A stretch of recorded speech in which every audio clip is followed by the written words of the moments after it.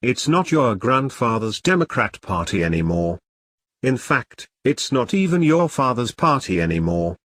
With the powerful Democratic Party Platform Committee featuring a number of prominent socialists and communists, the Democrat Party's draft platform has moved further toward full-blown extremism and totalitarianism than ever before.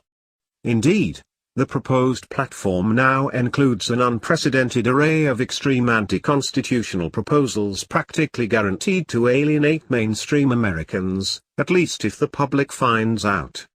From tax-funded abortion worldwide and banishing millions of Americans from the workforce with $1.15 per hour minimum wage, to empowering a United Nations climate regime and prosecuting skeptics of the man-made global warming theory, the Democrat Party's latest guiding document reads almost like a parody concocted by Republicans to make their rivals look ridiculous. An examination of the extremists sitting on the body that drafted the agenda, though, helps explain how one of America's two main parties could have openly moved so far to the fringes in such a short time period. In an article published in late June, anti-communist analyst Trevor Loudon, author of the book The Enemies Within, Communists, Socialists and Progressives in the U.S. Congress, shined the spotlight on the multiple communists and radical anti-American socialists serving on the platform committee. Among the figures cited in the report are a number who have been involved in the Democratic Socialists of America, which Loudon described as a communist group based on the theories of Italian Communist Party theoretician Antonio Gramsci, an advocate of revolution through infiltration. Other platform members were from what he referred to as more traditionally communist groups. Most of these individuals could not pass an FBI background security check to sell you stamps at the post office, Loudon argued in his June 26 article. They would not be allowed to clean the toilets on any military base in this country. Yet they are drafting policies that will shape the lives of more than 300 million Americans. It is time for loyal Democrats to realize that their party is no longer the party of Harry Truman, or JFK. It has been hijacked at the highest levels by enemies of the U.S. Constitution and American freedom. And indeed, there can be little doubt that some of the extremists identified by Loudon are hostile to the U.S. Constitution and the liberties of the American people. In fact, they say so themselves throughout the Democrat Party platform they drafted, a document that includes brazen attacks even on constitutionally protected liberties such as free speech, and of course flagrantly denies even the right to life by promoting taxpayer-funded killing of unborn children across America and worldwide. The fact that the extremists were appointed with the support or at least tacit approval of leading Democrats, including Hillary Clinton and DNC boss Debbie Wasserman Schultz, also speaks volumes.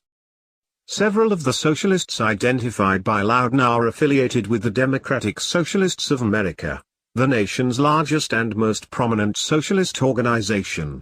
Aside from promoting dangerous tyranny and constitutional subversion in the United States, the DSA is also an affiliate of the totalitarian global alliance of communists and socialists known as the Socialist International. The SI, of course, is a world socialist government-promoting outfit that includes numerous murderous political parties from around the globe. So extreme is the global outfit that its 24th Congress in 2012 was hosted by a Marxist political party whose president was at the time busy advocating genocide of minorities on national television. Another dangerous outfit well represented on the Democrat Party's platform committee is the Communist Party USA, once a tentacle of the mass-murdering Soviet regime in the United States. However, the presence of CPUSA friends and activists on the Democrat Party's key committee guiding the party's positions is hardly a surprise. Last year, the CPUSA's boss, John Bachtel, even boasted openly that his Marxist-Leninist organization utilizes the increasingly radical Democratic Party to advance its totalitarian objectives in the United States. At this stage we are about building the broad people's movement led by labor that utilizes the vehicle of the Democratic Party to advance its agenda, Bachtel wrote to his supporters. The first anti-American socialist highlighted by Loudon is Dr. Cornel West, a supporter of socialist Bernie Sanders and a supposed theologian who does not even bother to conceal his radical socialist views and extreme agenda. In fact, after decades of membership, West also became honorary chair of the Democratic Socialists of America. West also founded the Socialist New Party in the 1990s and has produced a great deal of Marxist propaganda, including, among other resources, the book The Ethical Dimensions of Marxist Thought. He has been a pioneer in exploring how race-mongering and fanning race hatred can be exploited by socialists to advance their totalitarian agenda. Also cited by Loudon is Representative Keith Ellison, Democrat Minnesota, another Sanders supporter who, among other controversies, has been a supporter of the radical Nation of Islam. Despite his open advocacy for homosexuality, Ellison is the first Muslim elected to the U.S. Congress. He is also a longtime associate of the Minnesota Communist Party, according to Loudon. Keith Ellison has held several meetings in the home of recently deceased Minnesota Communist Party leader Erwin Marquardt, was elected with the help of teams of communist phone bankers and has contributed an article to the Communist Party USA's People's World website, Loudon explained. Indeed, the CPUSA's propaganda mouthpiece even promoted Ellison's campaign for Congress, calling him a fresh progressive and established progressive leader.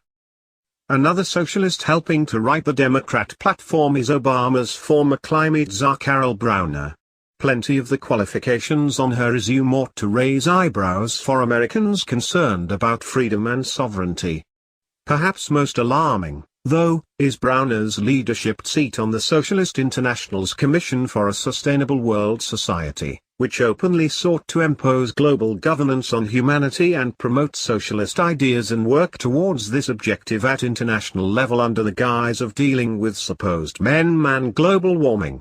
Browner also has a long history of working with extremist groups, including an outfit known as Citizen Action founded by former Students for a Democratic Society, SDS, radicals. Numerous other extremists with troubling track records of totalitarian, anti-constitutional extremism are also listed among the Platform Committee's members. Representative Luis Gutierrez, D.L., for example, is a former member of the pro-Cuba, Marxist-Leninist Puerto Rican Socialist Party, Loudon explained, adding that Gutierrez, an open borders activist, was also involved with the Maoist group and the Socialist New Party. Gutierrez is currently in hot water for showering hundreds of thousands of dollars in campaign funds on his wife and daughters.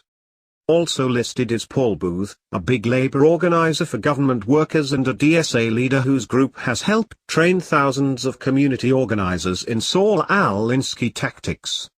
Alinsky dedicated his book on how to seize power to Lucifer. Representative Barbara Lee, Democrat California, described by Loudon as a longtime associate of Democratic Socialists of America and the Communist Party USA, is also on the Platform Committee.